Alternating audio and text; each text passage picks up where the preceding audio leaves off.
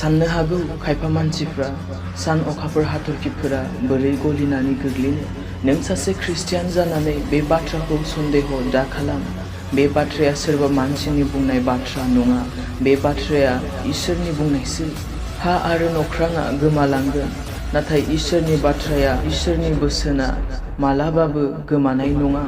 बाइबेलाव लिरजानाय मोनफ्रोमबो बाथ्राया सैथो। दा सान इसोरनि बाथ्राखौ नंखाय।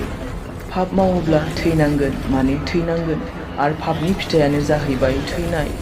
नों सोरखौबा रायखोमानो गोसो रायखोमा, जाखोमानो गोसो जा, लोंखोमानो गोसो लों, नंखायखौ बुंनो गोसो बुं, नाथाय बेफोरनि बान्थाखौथ' नों नाजावथारनांगोन। मोजां सम मोननायावनो मोजांखौ माव, सैथोआव थाबाय, सैथोआव गसं, जाहाथे बेफोरबादि मुगाजों मोगा-मोगि दा जानांथों। जोबलांगोन बेफोर सोरजिजानाय गासैबो, मेगनजों नुनाय मोनफ्रोमबो।